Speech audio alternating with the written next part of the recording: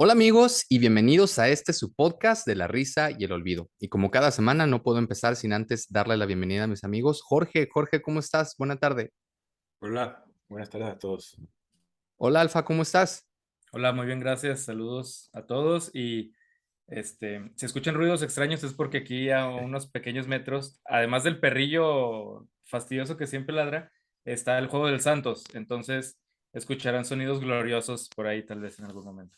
Ojalá escuchemos muchos sonidos gloriosos el día de hoy. Para mí, Am- porque tú le vas a la América. Sí, pero metí una puestita y necesito que gane el Santos. Entonces, Ah, un serán hombre sabio, gloriosos, serán un hombre de gloriosos para todos. cultura. Muy bien. Y antes de empezar, como siempre, amigos, ustedes que nos escuchan o que nos ven, recordarles que estamos en esas dos plataformas. Por favor, síganos, recomiéndenos y como siempre, si ustedes tienen alguna pregunta, es importante para nosotros tener este enlace, esta comunicación con ustedes. Entonces, no dejen de escribirnos que procuramos siempre atenderlos con la respuesta que nosotros pensamos, ¿no? De acerca del tema que ustedes nos pregunten. Y el día de hoy tenemos un tema bastante interesante. Hoy me tocó a mí escoger el tema y es un tema que me apasiona y que se me hace fantástico.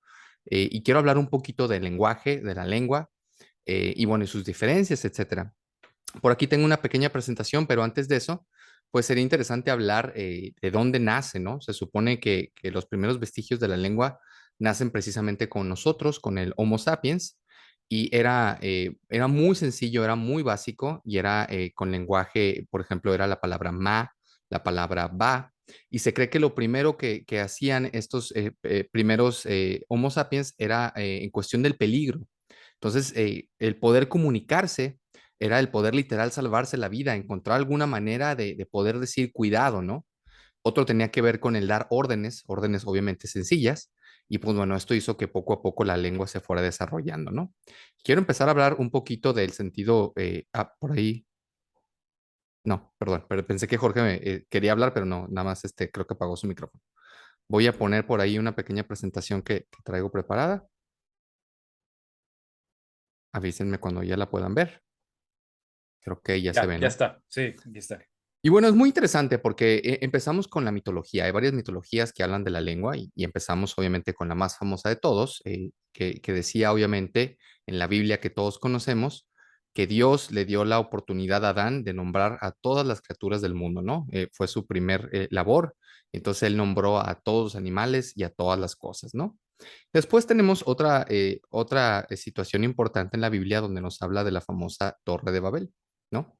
La Torre de Babel, obviamente, el hombre intentó hacer esta gran torre donde pretendía comunicarse y llegar con Dios. Y Dios enojado, no sabemos por qué, porque acuérdense que se divide en dos partes, un Dios muy enojado siempre y un Dios misericordioso y amable.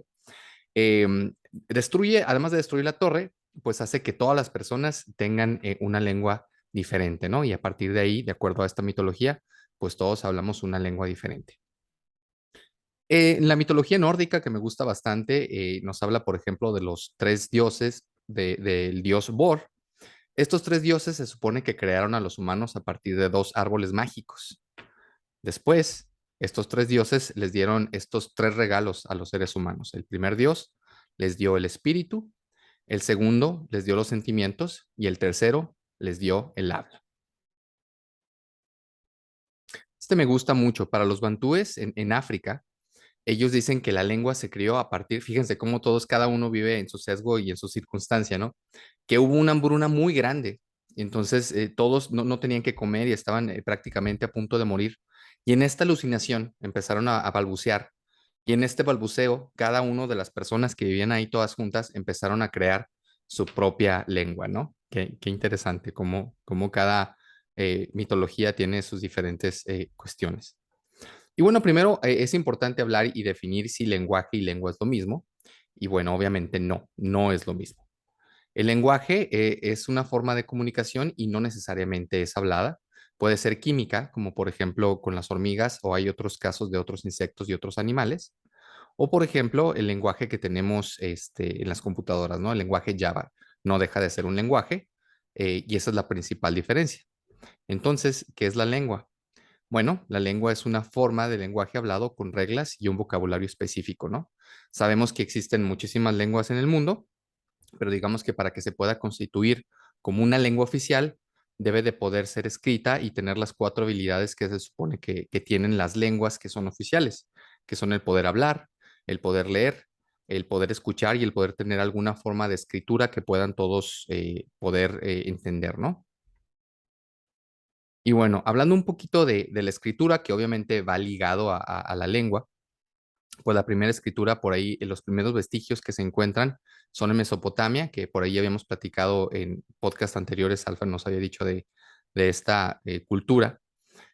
Hoy Irak, hace más de 3200, por ahí de 3200 antes de Cristo, ¿cierto? ¿Estoy bien? Sí, ¿no, Alfa? Sí, sí, o sea, un poco más, pero sí. Más o menos, sí, un poquito más. Ujú. Se supone que a partir de ahí empezamos con la escritura cuneiforme, que es como la que ustedes pueden ver aquí. Recuerden que si nos están escuchando también en Spotify, ya lo pueden ver. Y es bastante interesante cómo van obteniendo la lengua y se va pasando a las diferentes culturas. Y mira, por ejemplo, así empezaron los egipcios, ¿no? Esta es la cara de una vaca, un buey, tal como lo dibujaban los antiguos egipcios. Entonces es muy interesante porque fíjense, en la siguiente, para los que nos están escuchando únicamente, pues es literal la carita como de una vaquita o de un buey, ¿no? Después, para los fenicios, escribían algo similar para lo que eran las vaquitas o los bueyes, pero digamos que la imagen es mucho más fácil, mucho más sencilla. Digamos que es una especie de V donde se ven los cuernos, ¿no? A este símbolo los fenicios lo llamaban alf. Después, los hebreos, el mismo símbolo que significaba lo mismo, buey, digamos que utilizaron el mismo símbolo, pero para ellos era mucho más fácil utilizarlo de manera invertida. Después, los griegos tomaron esta misma imagen, nada más que ahora la rotaron, digamos que empezó así y terminó boca abajo, y la llamaron como mi amigo aquí, Pero Alf. estás diciendo que es un buey. ¿Qué estás queriendo decirme, David? Dilo de frente. Aquí estoy, dímelo a la No, cara. no, no, para nada, amigo, para nada. Y es muy interesante porque los griegos obviamente la resignificaron. Ya dejó para ellos ya no significaba buey y la palabra se convirtió en un sonido, que obviamente el sonido es alfa.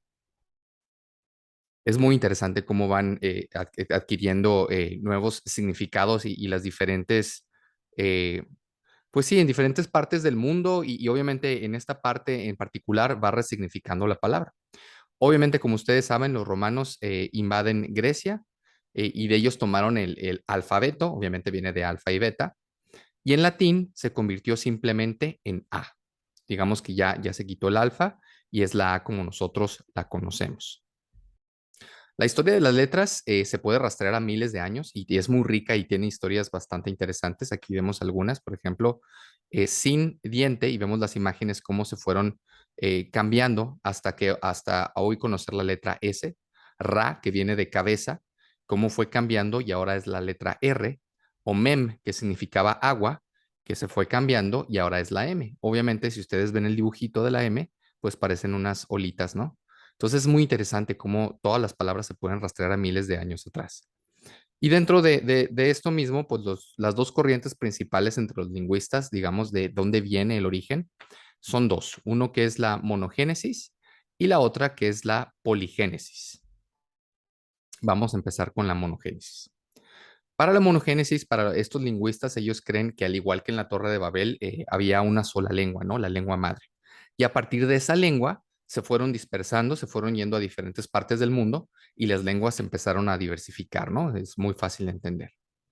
En cambio, para los que creen que es por la poligénesis, todos están de acuerdo que todos provienen de África, de donde tenían una lengua madre, pero se fueron diversificando, digamos que en grupos, a Medio Oriente, a Europa, a Asia, y obviamente de esos, algunos se fueron a América. Y de esas grandes, pues digamos, migraciones, fue como fueron cambiando el origen de las diferentes lenguas. Ahora, tenemos algunas teorías del origen de la lengua. La primera es la gestual, que digamos que es la que nosotros vamos la que vamos aprendiendo a partir de las señas y de los ademanes, ¿no? Lo podemos ver muy simplificado, por ejemplo, aquí en el dibujo que tenemos, se ve un simio que hace, por ejemplo, hace señas para que le rasquen la espalda, ¿no? También hemos visto a los simios hacer señas para muchas cosas, para que les rasquen la espalda, para que les quiten los piojitos, para que les quiten algo en el ojo. Hacen muchos símbolos gestuales, ¿no? Entonces, de ahí proviene. Esto no deja de ser muy interesante, a ver si ahorita Jorge nos puede hablar un poquito de eso, porque en esta teoría gestual también tiene que ver las neuronas espejo que nosotros tenemos, a partir de lo que hacen la imitación y nosotros lo podemos ver con los bebés, ¿no? O sea, se nos quedan viendo y si les hacemos ciertas caras, ellos las reproducen de igual manera, ¿no? Estos gestos se producen en el área Broca y el área Broca es una de las áreas más importantes para poder hablar. No sé si ahí pudieras platicarnos un poquito más, Jorge. Sí, bueno, eso que están viendo ahí es parte como de un mapeo cerebral. Se han hecho mapeos en tiempo real para ver las partes del cerebro que tienen que ver con qué. O sea, es como si tuvieras que se iluminan las partes que se utilizan y así ya sabemos para qué funcionan en realidad la mayor parte de las del cerebro. Ahora, claro que esto es bastante complejo porque en realidad el cerebro se interconecta de formas muy interesantes, pero aún así sí se estableció que dos de las áreas, quizás las dos más importantes que hay para el habla, es Broca, para el lenguaje más bien, y es Wernicke, ahí también sale en naranjita. Broca tiene que ver eh, con hablar, o sea, cuando tú te pones a hablar, Broca se encarga, digamos que, de que las oraciones que tú dices tengan sentido, así tal cual, que es la amarilla que tenemos ahí. Y Wernicke más bien se encarga de que las oraciones que tú escuchas, tengan sentido tal cual. De hecho, ahí se ve cómo esa área en realidad está muy cerca, la naranja que es Wernicke está muy cerca de donde está el oído.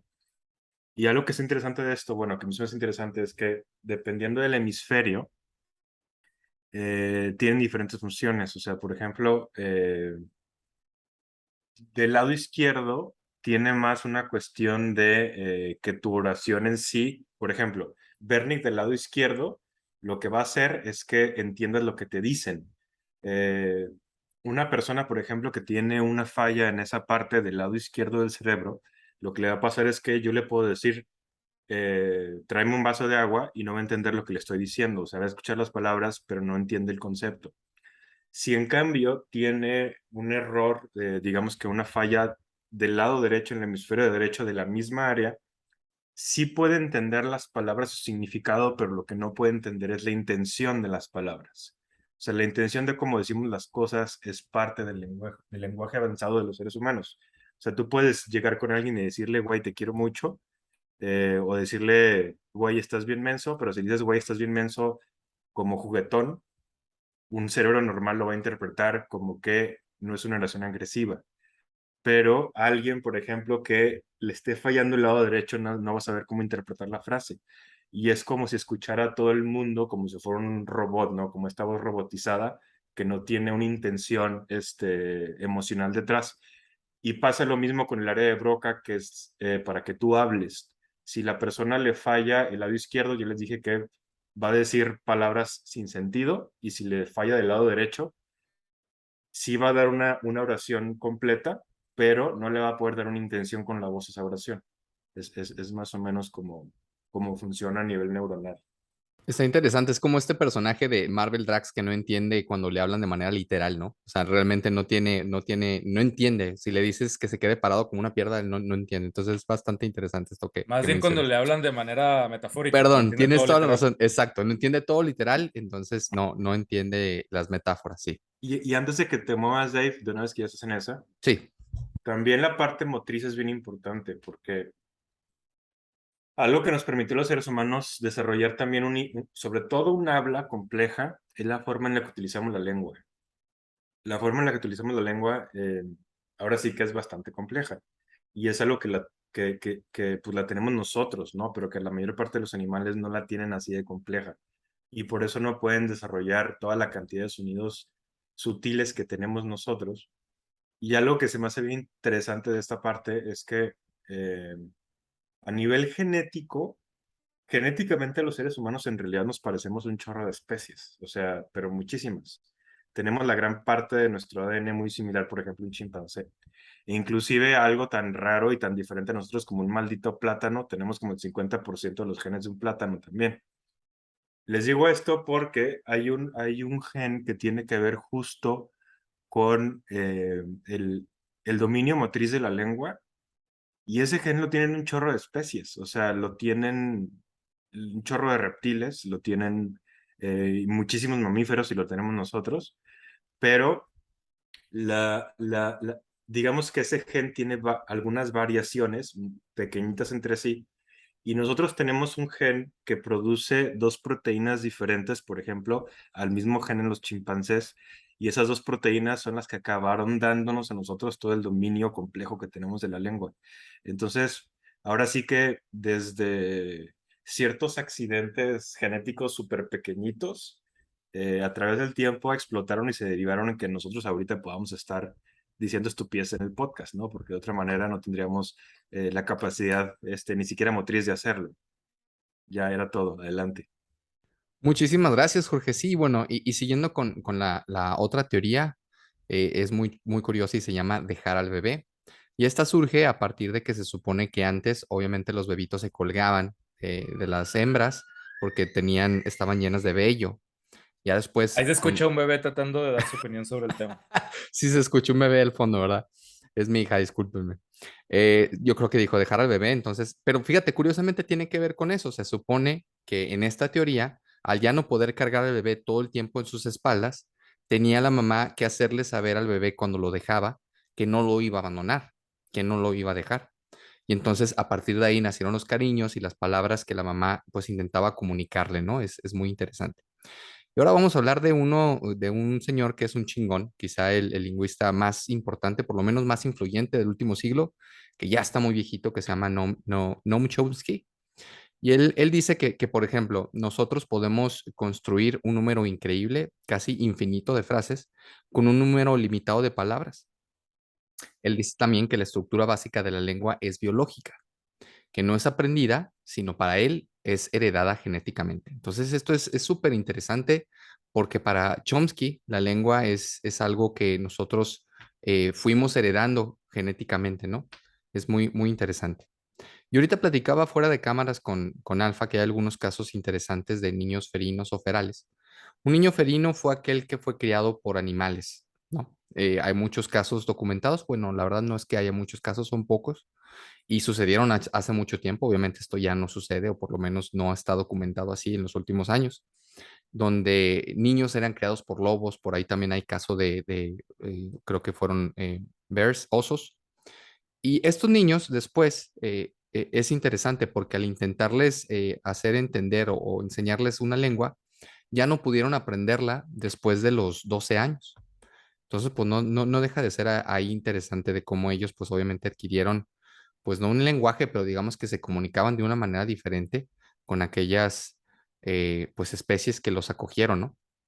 Y ya por último quisiera terminar con esta parte que se me hace súper interesante para dejarle la palabra a mis amigos, que dice que por otro lado la lengua también puede surgir de manera espontánea, ¿no? Por ejemplo, en los años 80 en Nicaragua, la primera escuela para niños sordos del país se abrió y los maestros estaban intentando enseñarles a estos niños pues el lenguaje de señas, ¿no? Al poco tiempo, creo que pasaron 2 o 3 meses, los niños empezaron a desarrollar a partir de las herramientas básicas que les dieron sus maestros su propio sistema de lenguaje y lo hicieron muchísimo más complejo y muchísimo más lleno y de ahí realmente nació el lenguaje que ellos usaban para comunicarse. Entonces, pues es muy interesante, ¿no? Cómo también la lengua puede nacer pues sí, surgir de una manera espontánea, ¿no?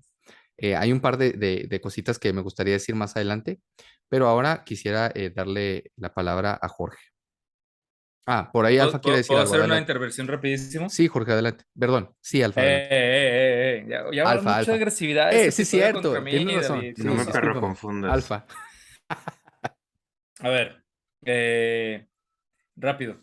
Sobre lo que acabas de decir, hay un libro que no se trata de eso, pero lo toca de alguna manera medio superficial, pero muy bonito, que se llama República Luminosa de Andrés Barba. Andrés Barba es un gran escritor español, es de mis favoritos vivos actualmente. Pues ahí chéquenlo, República Luminosa de Andrés Barba.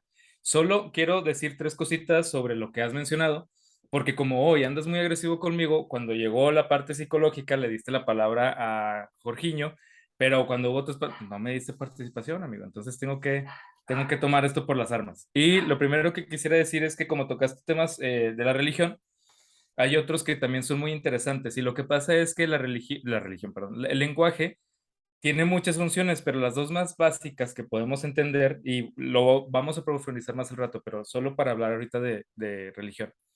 Los dos aspectos más básicos o de los que más se puede, en los que se puede dividir la lengua es la primera como un asunto práctico, un asunto de vida mundana, de utilitario, y el otro con una posición, digamos, mística, metafísica, una naturaleza divina. Y así es como lo manejan muchas religiones. Por ejemplo, los egipcios dicen que es un regalo divino que les llevó Yehuti. Yehuti, este dios, luego se va a transformar en el dios Tot. Tot se va a transformar en el dios Hermes y el dios Hermes en el dios Mercurio.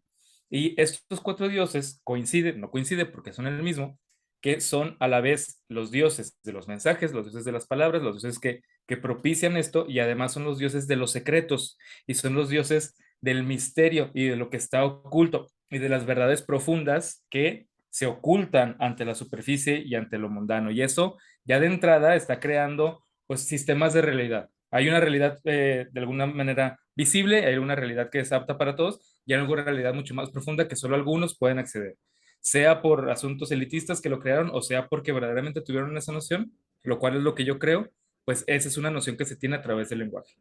En los Vedas, por ejemplo, los Vedas son los primeros himnos de la religión de la India que se escriben cuando conquistan los arios, esa parte, y los Vedas son himnos, himnos larguísimos religiosos muy importantes, cuya función principal es teúrgica, es decir, tener poder sobre los dioses.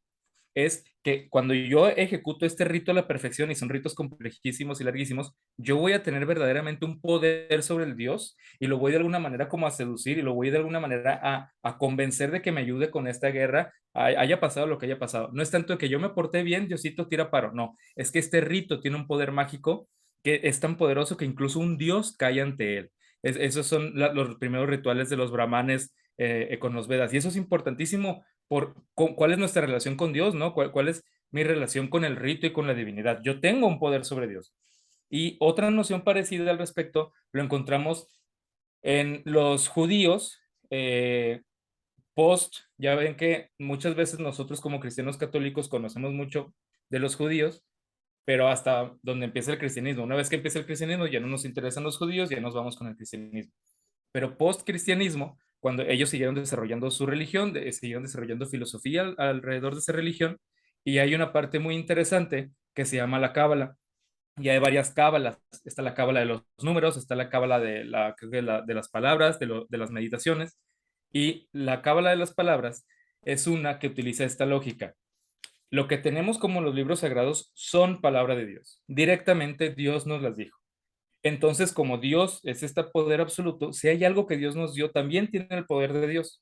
Y dentro de estas palabras está el poder de Dios. Si en esta permutación de combinaciones de palabras yo logro encontrar el nombre de Dios, yo voy a tener el poder de Dios. Lo cual es muy interesante. Estamos hablando de nuevo cómo nos relacionamos con las palabras cuando las palabras, el lenguaje surgió, como decía Dave, en este contexto de pastores y el lenguaje no lo inventó un poeta, no lo inventó un sacerdote, la escritura, perdón. La escritura no la inventó un poeta, un sacerdote, un contador. Fue un contador el primero que agarró una tablilla y le picó ahí porque llegó una cabeza de ganado. Y luego le pica otro porque llega otra, y luego le pica otro porque llega otra, y luego tenía los números. Y alguien le decía, pues estoy inventando porque yo no estuve ahí, ¿verdad? O sí. Pero pues es como la imaginación de cómo está, porque así es lo que nos dice la teoría. Entonces tenía muchos estas marcas y de repente alguien le dice, ¿y esas marcas de qué son? Ah, pues no sé. Entonces a la siguiente hace un dibujito de una cabeza de ganado y empieza a contar.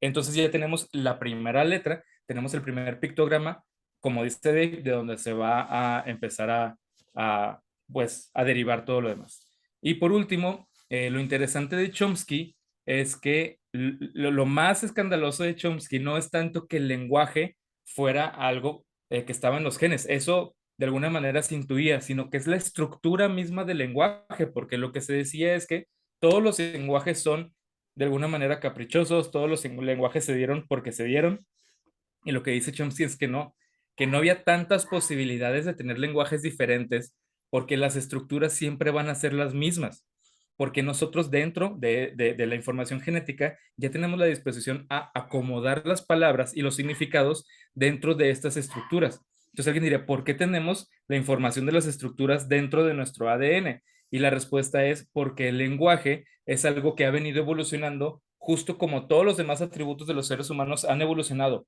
para practicidad y para sobrevivir. Entonces, el lenguaje cumple una función principal y tal vez la única, que es ayudarnos a sobrevivir y ayudarnos a reproducirnos. Todo lo que viene después del lenguaje, pues son cosas añadidas fascinantes, increíbles, como dice Jorge, que nos permiten estar aquí hablando, pero en realidad el lenguaje evolucionó, por lo tanto su estructura también, nada más para ayudarnos a sobrevivir. Eso sería todo. Oye, qué interesante lo que dices antes de darle la palabra a Jorge. Entonces, yo no sabía esta parte que Hermes es considerado también entonces de alguna manera como del lenguaje. ¿Es así? Sí, completamente. Ah, qué Es interesante. decir, Eso no lo Apolo es sabía. el dios de la poesía Ajá. lírica, acá formal, bonita. Y este Y Afrodita Dionisos, de la retórica. O ajá, sea, se la comparten entre varios diferentes partes ajá, del lenguaje. pero, y Dionisos de los de Tirambos y de acá, de todo esto, pero quien propicia, quien da la posibilidad de que todo eso sea, es Hermes. Ah, qué interesante. Hay un par de preguntas que quisiera hacerles al final, pero ahora quiero darle la palabra a Jorge. Adelante, Jorge. Pero nada más como algunos apuntes de lo que dijo Alfa hace rato. Esa parte de la cábala está bien loca y me encanta. Y si quieren verlo en una película donde se ve eso, se ve en una película que se llama Pi, El orden del caos de Darren Aronofsky. Así que si a alguien le interesa el cine, pues a lo mejor puede checar eso para que se vea representado ahí más o menos de lo que Alfa está hablando. Y es que Aronofsky en sus primeras películas, como esa y Requiem por un sueño, es particularmente intenso con lo visual y agresivo con las emociones humanas. Entonces, sí son unas experiencias bien duras. Muy buenas, muy bien hechas, pero bien duras. Sí, pero sí, sí vale la pena verla, yo digo. Ahorita que estaban hablando de Noam Chomsky, no sé si sabían, pero hubo un chimpancé bien famoso que se llamaba Nim Chimpsky. No. Sí, se llamaba Nim Chimpsky y le pusieron así, obviamente, por Noam Chomsky. Y es que fue uno de los intentos de agarrar un chimpancé y enseñarle lenguaje complejo, tal cual. O sea, se hicieron varios esfuerzos de ver hasta dónde podían llegar los animales con el lenguaje, ¿no? Porque obviamente los animales se pueden comunicar, sí tienen formas de comunicación. O sea, desde animales, digamos que tan pequeñitos como una abeja, por ejemplo, las abejas sí tienen forma de hacer, tienen una especie como de baile en el vuelo. Y ese baile hace que ellas, digamos que le vayan indicando a los demás, por ejemplo, dónde hay comida, ¿no? A través de ese baile, y es comunicación. Sabemos, por ejemplo, que los pájaros cantan para eso, que las ballenas tienen diferentes tipos como de sonidos, y así es. Y obviamente quizás hasta ahorita los que se han encontrado que pueden tener una complejidad más amplia en su comunicación. Los perros, por ejemplo, la pueden tener. Los perros se pueden aprender, si los entrenas bien, más de 3.000 conceptos, lo cual es un chorro. Eh, y quizás eso tenga que ver en parte con la evolución también que tienen. Primero, que son seres muy sociales, que vienen de los lobos, que son muy sociales. Y segundo, que también, a final de cuentas, evolucionaron pues, junto con nosotros, en parte. Por eso los perros tienen también neuronas espejo y pueden ser empáticos con nosotros. También los delfines, por ejemplo, se hicieron ahí varias ejercicios con ellos y se aprenden un montón de conceptos y además utilizan el lenguaje de una forma un poco más compleja. Y los chimpancés. Y sin embargo, aunque sean seres muy inteligentes, parecería que pues toda la complejidad de nuestro lenguaje hasta ahorita, pues parecería que solo es nuestra. Y eso es algo que siempre, o sea, nuestra me refiero a los seres humanos. Y eso es algo que, eh, pues, sí es fascinante, la neta. O sea, como desde alguna especie como de, no sé, o sea, accidente, hace alrededor de 100.000 años algo pasó, que hubo algo en nuestra especie que modificó por completo nuestro cerebro y quiso que de repente se construyera la herramienta de herramientas, porque el lenguaje creo que es eso, o sea, todo lo que hemos creado como seres humanos, todo lo que hemos inventado, o sea, desde lo más pequeño como un tenedor hasta lo más increíble como un transbordador espacial, tiene detrás el uso del lenguaje tal cual. Eso es lo que nos ha permitido a los seres humanos eh, empezar a tener una experiencia muchísimo más compleja del mundo interior, del mundo exterior y sobre todo ponernos de acuerdo entre nosotros. O sea, el lenguaje no es algo que vive solamente dentro de las mentes de los seres humanos, vive también entre nosotros. O sea, no hay ningún ser humano que tenga dentro de sí todo el lenguaje, digamos, que se ha inventado. Es algo que en realidad parecería que es como la cultura, ¿no? O sea, que está en realidad en nosotros y también en todo lo que el ser humano toca. Es una cosa extraña. Y ahí, Y, Jorge, perdón, ahí aplica perfectamente lo que maravilla Chomsky, que es cuando los seres humanos son hipercreativos en el lenguaje, inventan nuevos lenguajes, pero con la misma estructura, que es lo que estás ajá, un poco diciendo. sí. Entonces, pues no sé, es una cosa que creo que nunca me va a dejar de sorprender. Y sin embargo, o sea, como para cambiar un poquito el tinte de la reflexión, o sea, es cierto que otra vez, como que las cosas más impresionantes que hemos podido crear los seres humanos necesitan la fuerza del lenguaje, tienen como estos bloques creadores, esos bloques como del ego para armar todo lo demás. Y sin embargo, también a veces pasa algo extraño, y es que, y no sé cómo lo perciben ustedes, bueno, creo que Alfa sí sé por dónde va a ir, pero ahorita tú me dices, Dave. Pero también hay algo bien raro en la experiencia humana y es que a veces el lenguaje te puede llegar a estorbar. Y es extraño, porque el lenguaje inclusive es el que te da la propia identidad de quién demonios eres tú, que es el mundo, que son los demás. Pero de repente hay ciertas experiencias en donde el lenguaje te arranca del presente. El lenguaje te agarra del momento, te arranca de los momentos, en donde a través del lenguaje te pones a futurizar o te vas al pasado y te cuesta trabajo simplemente estar viviendo lo que está pasando ahorita. Y creo que eso también o sea, el lenguaje en realidad es el regalo más grande que tenemos, creo que como especie, pero también al mismo tiempo a veces puede convertirse en una especie como de grilletes para ciertas experiencias también de seres vivos, ¿no?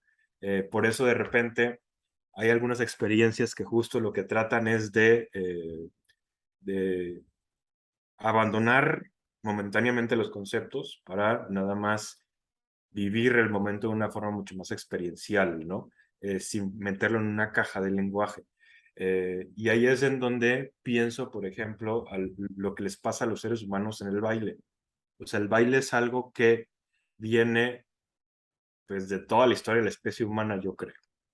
Y la música yo sé que es un tipo de lenguaje, pero también la música creo que despierta algo muy instintivo en el ser humano como de movimiento, que te puede llevar a una conexión con otro cuerpo, una conexión con el entorno y también una especie de trance en donde puedes por un momento salirte de este mundo de los conceptos y nada más dejarte llevar como por ese beat de la música.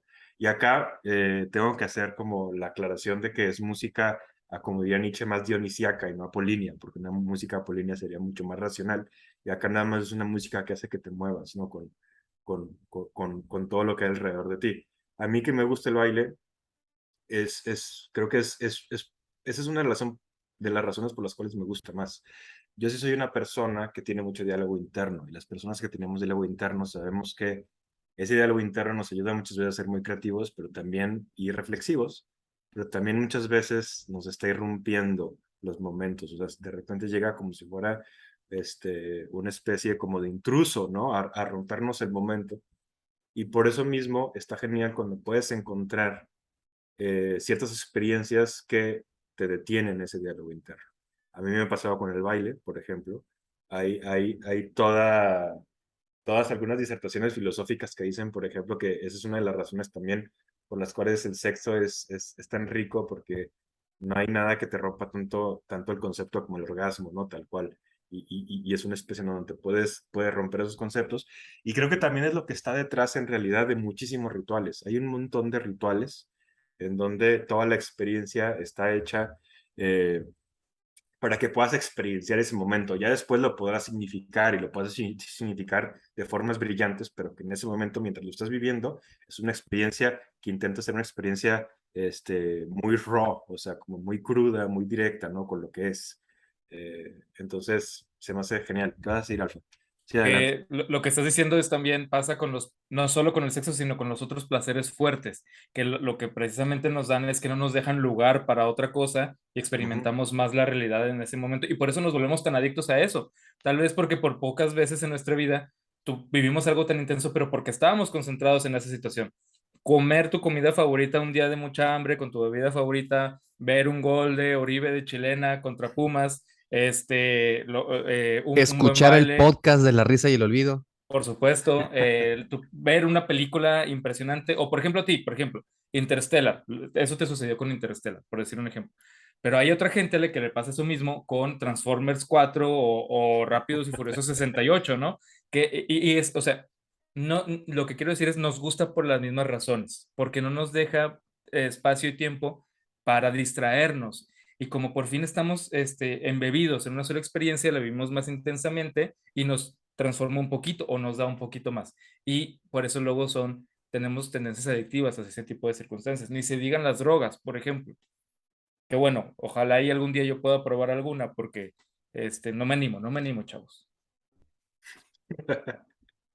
Sí, de hecho ahí con la cuestión de las drogas, y sobre todo los alucinógenos fuertes, hay algunos en donde la gente que lo experimenta, y esto me lo ha contado Alfa, experiencias propias, o sea, en realidad sí te rompe Falacias. sí te rompe las palabras, o sea, de repente te hace perder la sensación del tiempo, te hace ver colores que nunca habías podido ver con nada más dos ojos y dejas de pensar, o sea, dejas de tener como un surco y un patrón de pensamientos tradicional en donde los conceptos ya no tienen el sentido que tenían, ¿no? Entonces, y otra vez, como todo lo demás que mencionó Alfa y yo hace rato, son experiencias tan intensas que te desbordan todos los conceptos y que Y por no eso a lo deja de ser mejor pueden ser interesante tan... también, Jorge, porque en relación a lo que dices, muchos artistas, poetas y sobre todo músicos han creado las canciones más increíbles a partir que ellos lo han aceptado de estar en este estado de éxtasis por alguna droga.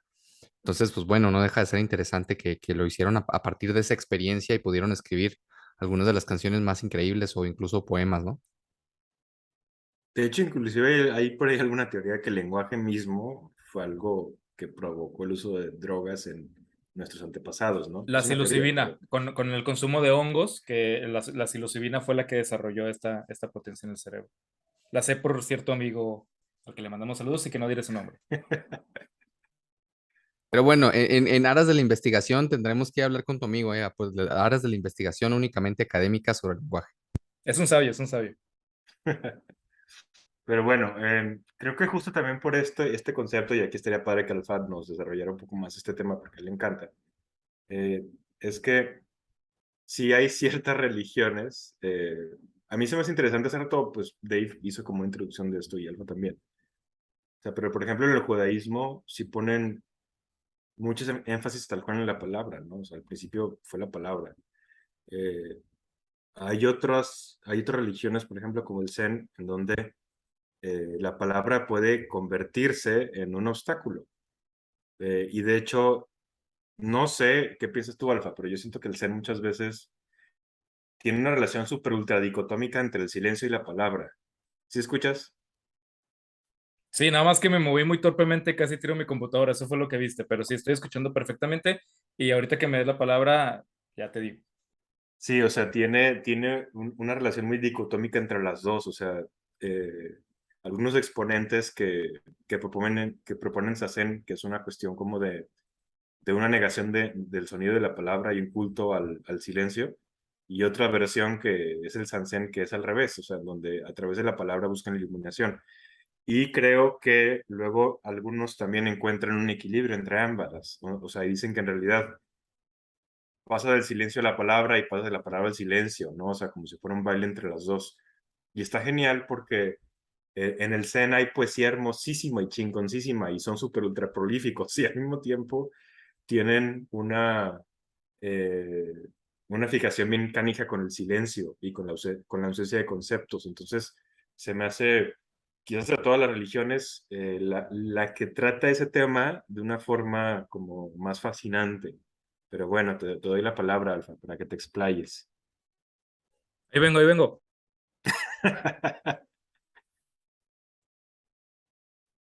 Bueno, ahorita va a volver Alfa.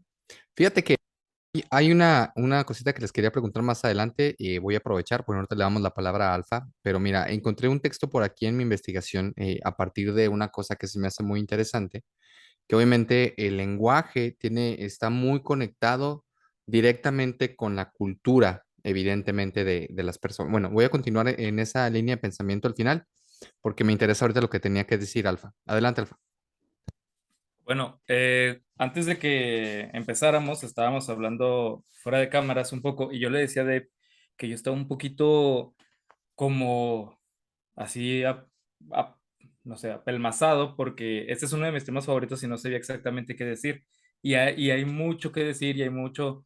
el lenguaje es una de las cosas que prácticamente ninguna corriente filosófica, ninguna religión ha evitado. Todos mencionan algo, si no es que mucho, acerca del lenguaje.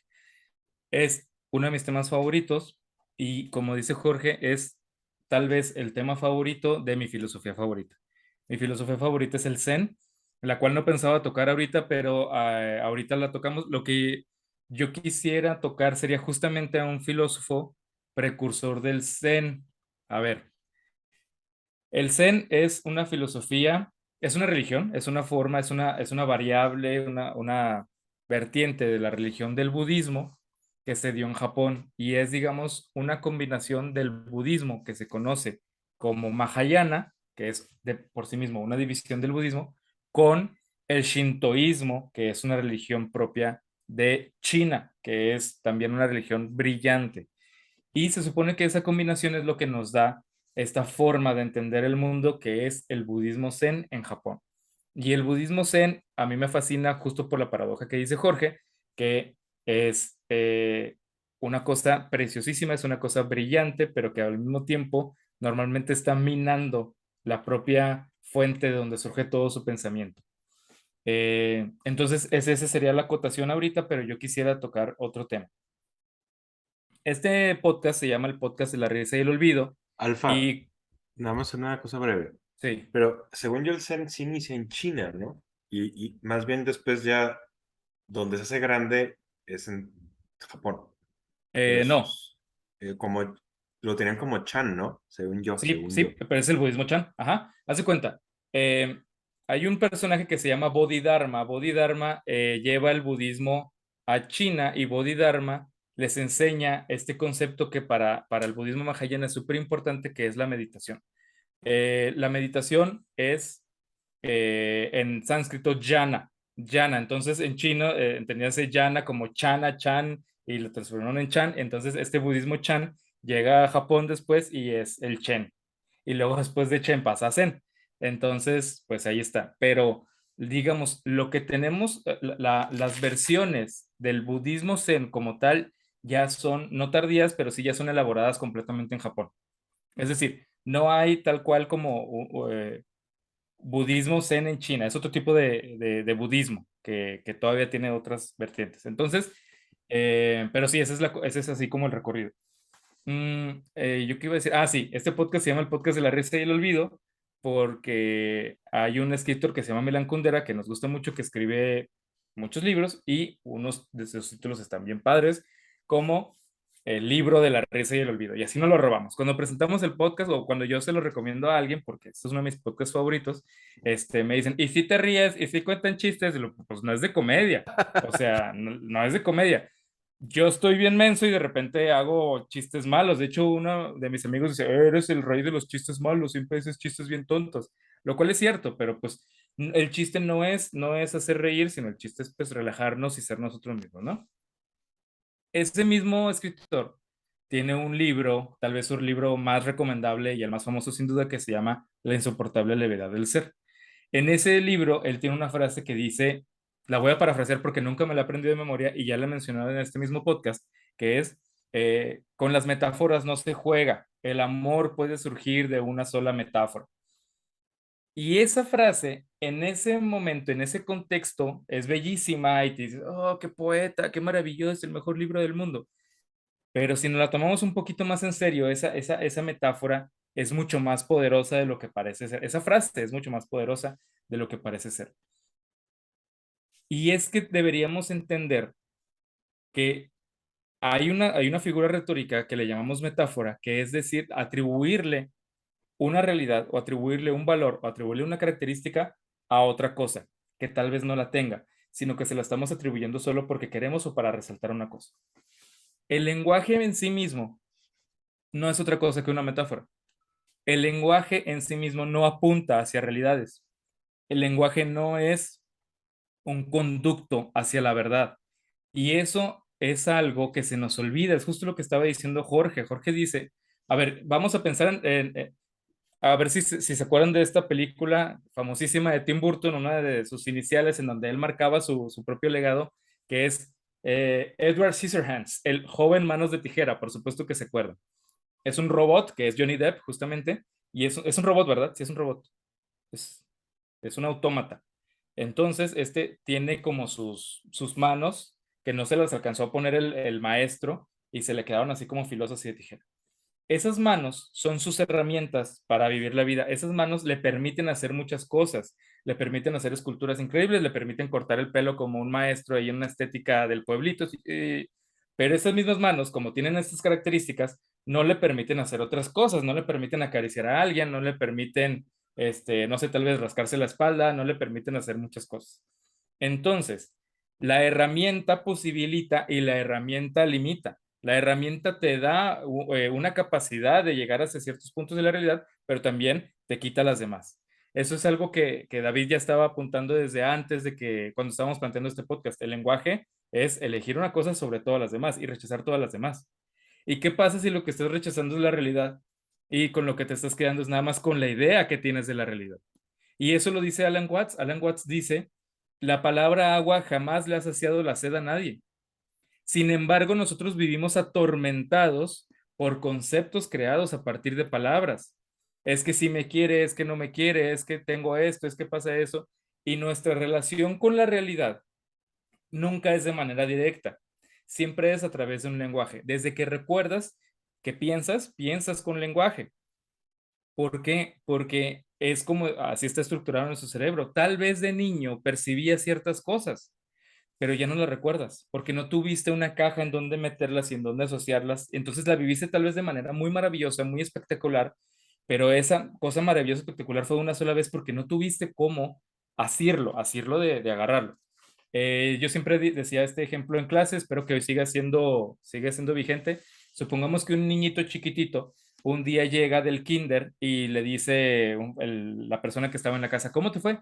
Y el niño le dice, ay, pues me sentí muy raro porque pasó esto y esto y esto y me sentí como si un color morado se me metiera a mi cuerpo, lo recorriera todo, se saliera y se formara una nube y esa nube fuera tocando todo y luego se volviera a meter a mi cuerpo y luego se hiciera negro y saliera. El niño en verdad tal vez experimentó eso, una sensación muy extraña, muy única. Y la mamá dice, eso es tristeza.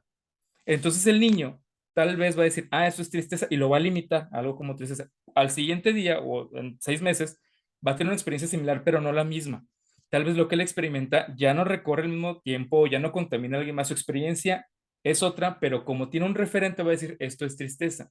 Y a partir de ahí, ya cuando empieza a tener experiencias similares, tal vez ya no las viva como tal, sino que las va a limitar a decir, eso es tristeza y lo va a encerrar el concepto de tristeza que ya tiene. Entonces, eso es nada más un ejemplo tontito, pero nuestra relación con las palabras es una relación que nos posibilita mucho y sobre todo nos posibilita cosas prácticas como relacionarnos con los demás, pero tal vez, y no solo tal vez, nos limita en nuestra experiencia absoluta con la realidad. Y que muy probablemente eso sea lo mejor, porque si nos quedamos experimentando absolutamente la realidad todo el tiempo tal y como es, nos quedamos mensotes viendo hacia el vacío y viendo hacia todo maravillados y extasiados por lo que es la realidad. Es más práctico limitarnos y jugar nada más ciertos caminos y ciertos juegos que el total. Entonces, sobre eso, hay un filósofo súper importante que es, no sé, tal vez mi filósofo favorito fuera, no, tal vez es mi filósofo favorito, vamos a decirlo así, se llama Nagarjuna. Nagarjuna es un filósofo del siglo II o del siglo III después de Cristo. Él es budista y es del budismo Mahayana. Y lo que dice Nagarjuna es lo siguiente. Él es famoso porque dice, Nirvana is no other than samsara. Bueno, no lo dijo en inglés, ¿verdad? Lo dijo en sánscrito. Dice que el nirvana es exactamente lo mismo que el samsara. Y luego les explico bien qué es eso, pero en realidad lo que está diciendo es que la iluminación, el estado máximo del ser, el estado absoluto, donde ya no te puedes librar más, es exactamente lo mismo que el estado de esclavitud mental y el estado más bajo del ser humano. Son exactamente lo mismo. ¿Por qué dice eso? Él dice que la realidad, las cosas como tal, no tienen una esencia.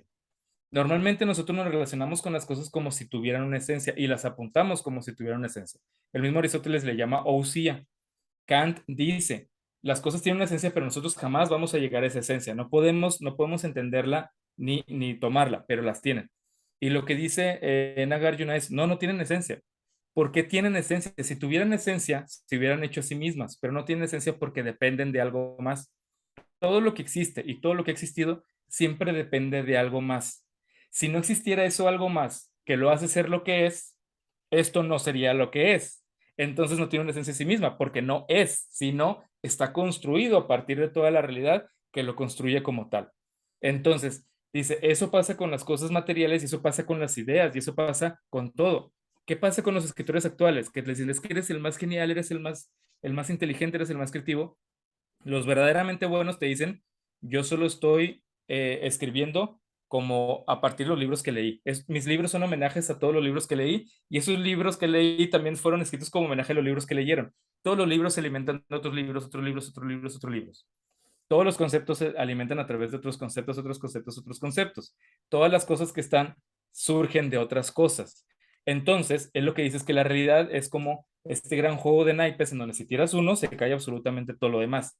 Nada tiene algo dentro en sí mismo que lo haga ser lo que es. Todo está construido en gracia de todo lo demás que está ahí. Son interrelaciones que dependen de sí mismas.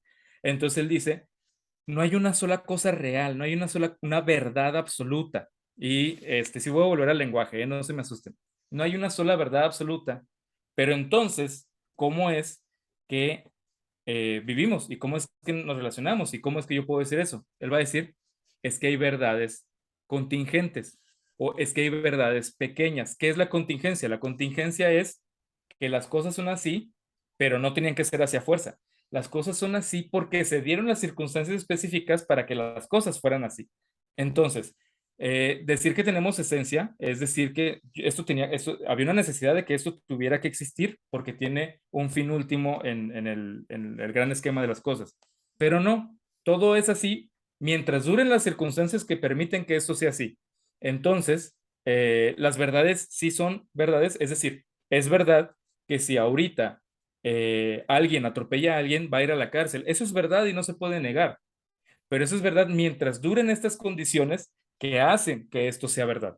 No hay ninguna verdad que sea absoluta en todos los contextos o en todos los términos, porque de nuevo, todo depende absolutamente de todo.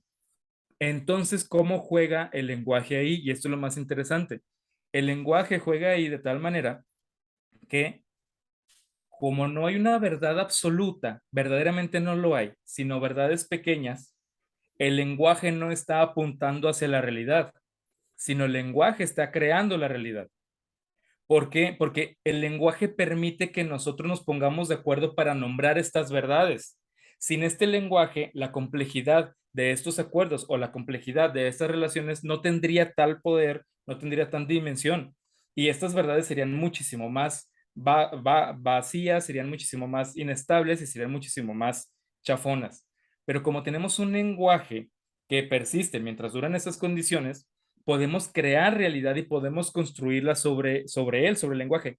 Toda nuestra realidad y toda nuestra relación con el mundo, con nosotros mismos y con los demás está estructurada a partir de un lenguaje, pero no es que hayamos elegido de toda la realidad cuáles los aspectos de la realidad en los que nos fijamos, sino que de toda la realidad inventamos un camino para relacionarnos con él. Entonces, el lenguaje crea la realidad. Y eso es algo súper importante, es algo en Nagarjuna, por supuesto, pero es algo que sí, cuando nos ponemos a pensar en eso, es un pensamiento que creo que no podríamos ignorar y creo que sí merece que le dediquemos muchísimo tiempo. Él a qué va con todo esto él va a que el budismo dice, estamos condenados a repetir nuestro círculo de nacimiento, muerte y reencarnación por toda la eternidad. Círculo de nacimiento porque este, somos pecadores o porque cargamos mal karma o por lo que sea.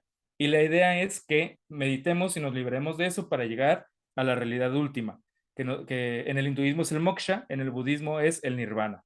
Apagar los deseos, apagar todo lo que nos ata a esta realidad para llegar a la realidad verdadera, verdadera. Y lo que dice Nagarjuna es, no, esa realidad no es más verdadera que esta. Esa realidad incluso depende de esto para ser lo que es. Entonces no tiene una esencia en sí misma. Entonces, si te pones a pensar eso, todas las realidades como dependen de una de otra, no hay una más verdadera, entonces es lo mismo esta que la otra. Pero ¿qué pasa? En una sufres más que en otra. Y lo que queremos es no sufrir. En una eres más libre que en otra, entonces lo que queremos es tener libertad. Entonces, la única recomendación, diría Nagarjuna, y estoy parafraseándolo muy salvajemente, es entiende esta realidad para que no estés apegado a esta realidad. Entiende esto que te estoy diciendo para que no te creas todo lo que has creído, para que no te tomes tan en serio la vida, para que no te tomes tan en serio los conceptos, el lenguaje, y dice Nagarjuna, ni siquiera a mí mismo. Y no tomes en serio esta filosofía y no tomes en serio nada. Entiéndelo, utilízalo mientras te es útil en tu plano y en tu practicidad para llevar tu vida, pero entiende que no hay ninguna gran verdad metafísica, entiende que no hay ningún gran metadato existiendo más allá que te invita o que te obliga a hacer de cierta o cual forma. Cuando logres deshacerte de eso, cuando logres liberarte de ese peso absoluto, vas a vivir una vida muchísimo más plena. ¿Y qué va a pasar? Te vas a iluminar. Eso es lo que dice Nagarjuna, que es un filósofo brillantísimo, y lo que dice el Zen es un poco lo mismo, pero el Zen no lo hace a partir de filosofía. El Zen lo hace a partir de técnicas que va desarrollando justamente para que dejes de pensar. Una técnica es incurrir en el error tantas veces de adrede para que caigas en el error, que te hartes, mandes toda la fregada y de repente tal vez logras liberarte de todo de una manera no directa, muy indirecta. Otra es con la meditación y otra es con paradojas del lenguaje, que es tan absurdo lo que te enseñan y es tan absurdo y tan ridículo que tú mismo dices, es que eso es completamente absurdo y ridículo, y te van a decir exactamente como todo lo demás que te han dicho los textos sagrados, exactamente como todos los demás que parece que es importante, exactamente como todo lo demás que parece que es sagrado. ¿Qué vas a hacer con ello? Y empiezas a tener un abordaje diferente contigo mismo y hacia la realidad. Sobre el Zen me gustaría desarrollar muchísimo más, pero igual lo dejamos para otro capítulo, pero sobre lo que es el lenguaje es eso. No es que hay que tener cuidado con el amor, con las metáforas, porque el amor surge de una sola metáfora, sino hay que tener cuidado con las metáforas porque la realidad surge de las mismas metáforas. El lenguaje es una metáfora que nos crea la realidad. Que se me hace bien interesante, Alfa, que si agarraras una especie como de epistemología de Nagarjuna, podría entrar perfectamente en filosofía posmoderna tal cual. 100%. De Y hecho, te es de voy a hace un decir un chorro de secreto. tiempo. Mi maestro en esto, es que él no lo sabe porque no contesta mis mensajes, es Juan Arnau. Juan Arnau es como el gran especialista en Nagarjuna, y Juan Arnau, su primer introducción dice, hay quienes han querido hacer de Nagarjuna un Wittgenstein, hay quienes han querido hacer de Nagarjuna un Derrida, hay quienes han querido hacer de Nagarjuna un Heidegger, pero no es ninguno de ellos, y aún así tiene vasos comunicantes con todos ellos. Justamente lo que acabas de decir, cuando uno ha tenido como estos aproximamientos a esto y luego le a Nagarjuna dice, ¿qué pedo? Pues es exactamente esto. Nagarjuna es del siglo II después de Cristo, lo cual hace todavía más interesante. El lenguaje no deja de ser uno de estos temas que mientras más te metes, o sea, realmente te explota la cabeza, ¿no? O sea, esta parte que dices de la realidad es asombroso. De hecho, platicábamos el otro día que estábamos los tres juntos y cuando estábamos planeando el hacer este podcast de lenguaje, el cómo cuando dices una palabra tan simple como árbol, pues realmente árbol significa algo únicamente dentro del contexto de lo que estás queriendo explicar en ese momento. Y obviamente el lenguaje es bien interesante porque lo dices porque no está, si no, no hubiera necesidad de decirlo. O sea, realmente estás construyendo algo que no existe para poder expresar una idea. Pero ese árbol únicamente significa algo dentro del contexto de la conversación que estamos teniendo en ese momento. Porque no sabemos si estamos hablando de un árbol de un videojuego, no sabemos si estamos hablando del árbol que está afuera de tu casa. O sea, tiene únicamente que ver con lo que nosotros estamos hablando. Y la otra parte que me parece asombrosa y que me vuela la cabeza, que también lo comentábamos y ahorita lo decías tú, es que un árbol pues cuando lo dices, no es ninguna de las otras cosas que tú sabes y conoces. Un árbol no es un vaso, no es una lámpara, es decir, sí estás diciendo una palabra, pero a la vez estás eliminando a todas las demás. Entonces, en ese sentido, pues no deja de ser muy, muy interesante. Por aquí traigo una última reflexión, pero no sé si quiera Jorge decir algo antes.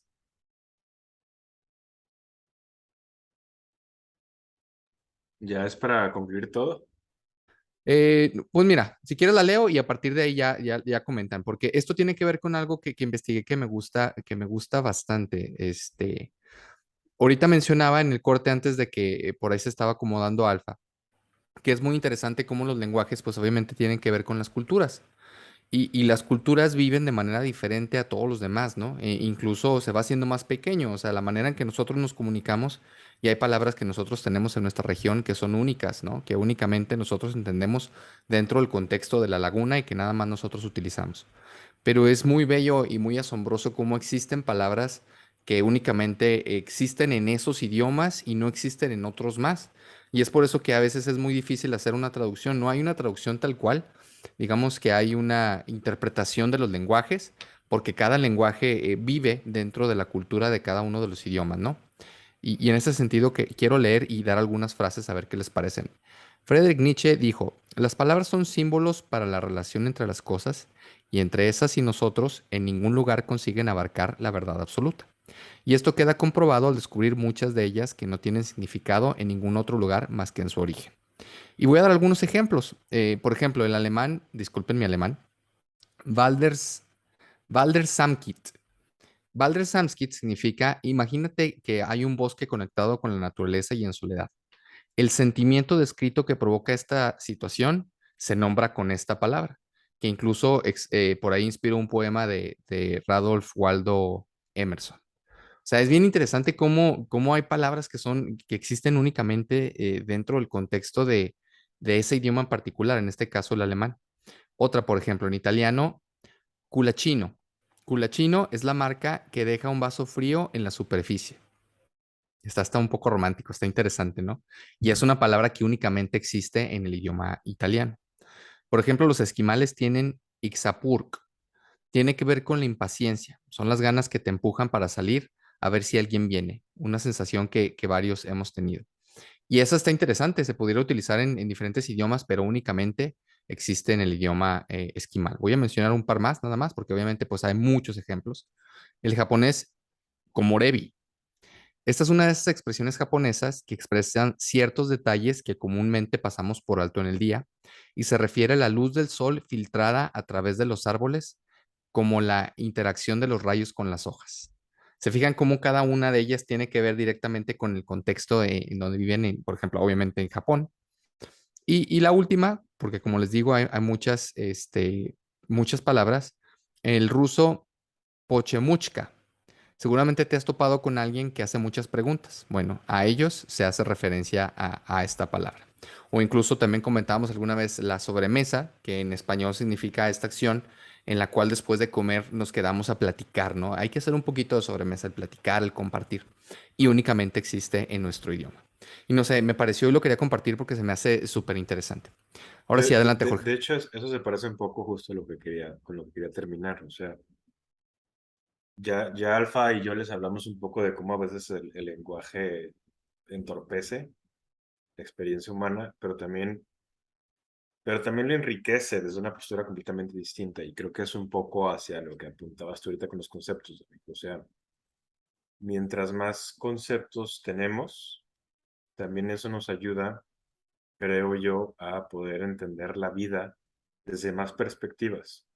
Y eso sí pasa con muchos conceptos que no están, o sea, que solo están en ciertos idiomas o conceptos dentro de un idioma, pero que a lo mejor no mucha gente conoce. Eh, Nunca se me va a olvidar a mí, por ejemplo, el Schadenfreude, el alemán, o sea, que es como una especie de emoción que, que lo que trae consigo es el placer del sufrimiento ajeno, o sea, está bien cañón, pero sí es muy Es humano, o algo que tú sea, vives todos los días. eh, y tú también, Alfa, creo que de los tres te he traído mucho placer en ese sentido, pero, eh, o sea, ¿Cuántas telenovelas no viven de eso? ¿Cuántas series? ¿Cuántas películas? ¿Cuántas novelas escritas? No viven del Schadenfreude tal cual. O sea, de estar así, te están alargando a que sufra por fin el villano, ya cuando sufres como la catarsis máxima que tienes, ¿no? Inclusive más que la reunión entre los principales y enamorados. Por eso la Y muerte de Cersei fue tan horrible, porque no nos permitió verla sufrir. No, la del vato de los perros, ¿cómo es el de la misma Ramsey. serie? Ramsey, Ramsey sí fue no. Schadenfreude así Ajá. cañoncísimo. Pero o sea, es súper humano y está bien interesante que no tengamos un concepto en un idioma como el español, que tiene tantas palabras, ¿no? Eh, También hay uno que justo menciona Kundera, que es Listost, que dice que ese concepto solo existe en checo, o sea, que no lo he encontrado en ninguna otra lengua. Y dices que yo, ¿cómo frega? Dices que yo no podría entender mi experiencia humana sin esa emoción. Es como si ahorita a nosotros nos quitan uno de nuestros conceptos más importantes de emociones, como tristeza, y cómo entienden la vida sin la palabra de tristeza. Tendrías que entender de una manera diferente. Y eso hace que luego lo que vives sea como el agua. O sea, si no tienes el concepto que lo entiende, entonces es como si quisieras agarrar agua con las manos, ¿no? O sea, se te queda algo, pero es algo que no está definido y que la mayoría se te fue. O sea, tienes como la sensación, pero perdiste gran parte de la riqueza. Por eso está terrible pensar que las personas que luego que no tienen un lenguaje complejo estarían explicándose el mundo en 50 palabras, ¿no? Y tienes 50 palabras para explicarte absolutamente todas las experiencias humanas que puedas tener de forma interna y externa, ¿no? O sea, está terrible. Hay algunos idiomas, no sé si ustedes sabían esto, pero hay algunos idiomas de ciertas comunidades muy rurales, de hecho de aborígenes, en donde nada más tienen tres colores, tres conceptos para tres colores, azul, rojo y verde, y otros que nada más tienen dos. Entonces, toda su experiencia de color para ellos, como se refieren, simplemente es en dos colores. Y eso es rojo o eso es verde. Y se chingó, ¿no? O sea, está cañón pensar nada más cómo ahí el lenguaje te da una versión muchísimo más limitada de lo que estás percibiendo tal cual con los sentidos y cómo fregados lo vas a interpretar, ¿no? O para nosotros también sería la cuestión de por ejemplo, nosotros tenemos la palabra nostalgia, tenemos la palabra melancolía y tenemos la palabra tristeza. Una persona que no conozca ni nostalgia ni melancolía, entonces cada vez que se sienta melancólico, cada vez que se sienta nostálgico, la va a interpretar como que está triste y no tiene de otra, ¿no? O sea, como que va a entrar en esa casilla y estoy triste y eso quiere decir que se le va a perder la experiencia de lo que podría ser la melancolía o la nostalgia y que le permitiera entenderse de una forma quizás más rica, ¿no? Y en ese sentido, ya para terminar, bueno, pasa lo mismo con las artes, ¿no? O sea, por ejemplo, la música clásica tiene un lenguaje complejo que ya la mayoría no entendemos. Y eso hace que en realidad se nos pierda el acceso a poder disfrutarla porque solo nos suena bonito o suena interesante y ya, pero realmente no estamos entendiendo todo lo que te está transmitiendo, te intenta transmitir porque no tenemos esos conceptos. Y por último, la poesía. O sea, la buena poesía, por ahí Heidegger, un filósofo alemán, siempre le dio un lugar importantísimo a la poesía y es que creo que tiene sentido, o sea, porque la buena poesía es agarrar el concepto exacto, o sea, el perfecto, eh, el que está acomodado justo en el lugar que debe de estar y es el concepto que mejor describe como esa experiencia interna que quieres compartir. Y en ese sentido también puede ser ultra rico. Les voy a leer un haiku de Borges y ya con esto termino. Uno que me encanta, igual ya que algunos lo dije aquí, pero es que me fascina. Dice Borges, es un imperio, esa luz que se apaga, o una luciérnaga. Y ya, eso es todo. Es un imperio, esa luz que se apaga, o una luciérnaga.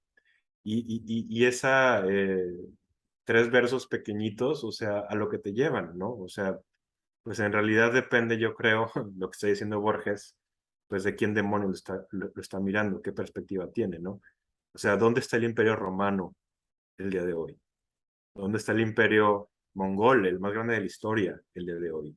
O sea, eso desde nuestros ojos actuales son luciérnagas, ¿no? Son cosas que de repente, así como aprendieron, se nos apagaron desde nuestra experiencia, ¿no? A lo mejor para un dios también sería lo mismo. Toda la historia de la humanidad entera sería eso, seríamos simplemente una luciérnaga que nos prendíamos una vez y nos apagamos para siempre, ¿no? Y sin embargo, desde los ojos humanos que estuvieron dentro del Imperio Romano, pues entonces, o sea, no había nada más impresionante y grande y robusto e indestructible que eso, ¿no? Entonces está fregoncísimo cómo puedes meter un concepto tan complejo en 3 versos y se chingó. Y no necesitas más cuando realmente sabes utilizar las palabras. Y ya, eso es todo. Oye, es que, híjole, este es un tema que hasta no quiero ni terminar porque realmente me vuela la cabeza. Ahorita, obviamente, me hizo eco lo que decía Alfa y me parece súper importante. También lo platicábamos fuera de cámaras. El ejemplo que sea con el niño, por ejemplo. O sea, como si no tenemos si no sabemos utilizar el lenguaje. Y platicábamos, Alfa y yo, que, bueno, hay gente que es brillante y que a lo mejor no sabe comunicarse de manera propia. Y decía Alfa, bueno, a lo mejor no en lenguaje hablado, ¿verdad? Pero a lo mejor esa persona es brillante y en lenguaje matemático lo puede hacer de manera increíble, ¿no?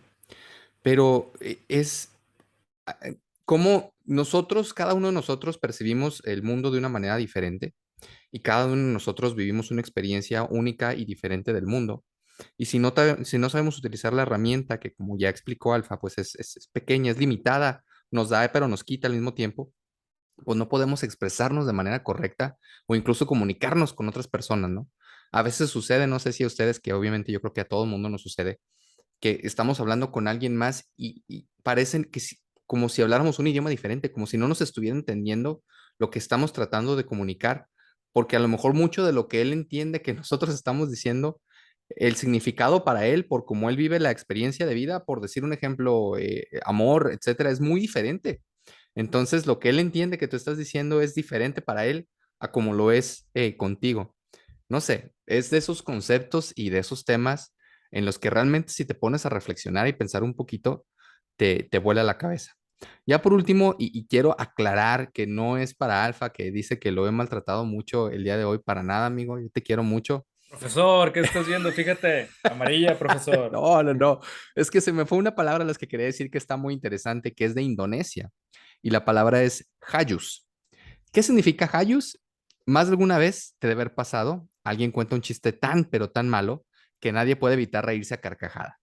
Esta palabra coloquial sirve para nombrar a esos tipos de individuos, que es un chiste tan malo que todo el mundo se voltea a ver y se caga de la risa porque el chiste fue tan malo que todo el mundo le causó gracia. Pues no sé, me gustó mucho el tema de hoy, creo que fue muy enriquecedor. A mí, a partir de eso también, a mí me gusta mucho estar aquí porque aprendo mucho de estos dos grandes amigos que tengo. La verdad, aprendo mucho y lo disfruto bastante. No sé si alguien quiere decir algo más o ya Yo cerramos. quiero una Adelante, Alfa. recomendación nada más, es una Alfa y luego recomendación. con Jorge. Yo una antirecomendación. Yo empiezo con mi antirecomendación. Ok. Es Venga, Alfa. no vean jamás la película La tumba de las luciérnagas porque les va a quitar toda la felicidad que tienen en la vida. No van a volver a ser felices. Es una gran película, pero no van a volver a ser felices. No la vean. La tumba de las luciérnagas, prohibida. Y la mía, que sí es una recomendación, que ya la dijimos muchas veces, pero en la novela de La insoportable leal ser, hay un capítulo que se llama El diccionario de los términos incomprendidos. Creo que es el capítulo 3. Y está fantástico. Y justamente trata de lo que estaba diciendo Dave ahorita. O sea, trata de una pareja en donde los dos interpretan cosas completamente diferentes del mismo concepto y se ve de una forma genial. Eh, entonces, no sé, es de las partes donde he visto que ese tema se expone mejor. Entonces, si quieren realmente vivirlo a través de una lectura y les gusta, chéquensela. No se van a arrepentir. Bueno, amigos, y muchísimas gracias por acompañarnos en esta aventura que tuvimos el día de hoy con el lenguaje. Y por favor, no olviden de dejarnos sus preguntas, de seguirnos y de recomendarnos si ustedes creen que a las personas les puede gustar lo que nosotros hacemos aquí. Y nos vemos la próxima semana aquí en su podcast de La Risa y el Olvido. Gracias. Bye.